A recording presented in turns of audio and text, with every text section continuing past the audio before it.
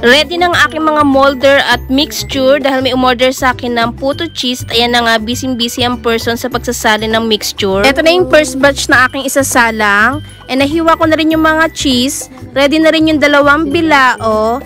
And after 15 minutes, luto na ang ating puto cheese. Ayan, makinis at makintab ang ating puto cheese. Pinapalamig ko lang. And nilagay na namin sa lagayan. Nakaseparate nga yung iba sa paper plate. And gagawa din ako ng ubi puto. Naglagay ako ng food color. At eto, may naluto na. Palalamigin ko lang to. Ito ang aking i-design sa gitna ng bilao. Ito na yung 50 pieces ng bilao na puto.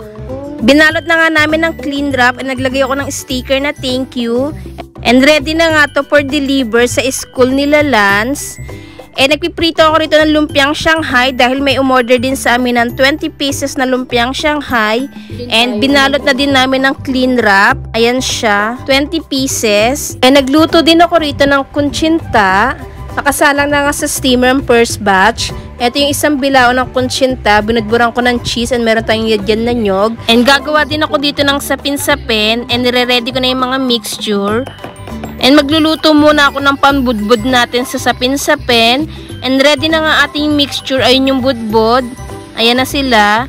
First layer ay yung ating kulay violet. Second layer yung kulay dilaw. And last layer yung kulay puti. Luto na at palalamigin muna natin bago natin siya tanggalin sa molder. And charan, budburan na natin yung ating niluto kanina na nyog. Yan ang ating sapin-sapin. Sobrang sarap niyan.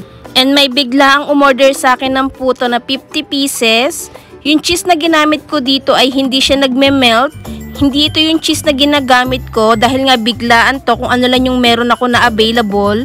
Yun lang yung ginamit ko, pero okay pa rin naman. And ready na ang ating puto cheese. Ito ay 50 pieces. Salamat sa umorder.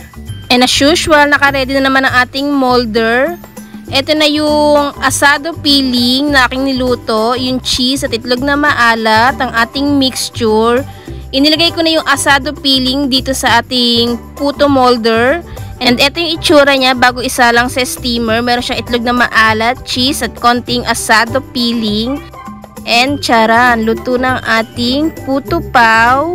And perfect nga ang pagkakaluto natin dito dahil nasarapan ang aking mga family and relatives. Sa mga gusto pong umorder ng puto cheese, puto pao, sapin-sapin, kunchinta at lumpiang Shanghai, just PM lang po sa mga order po ninyo.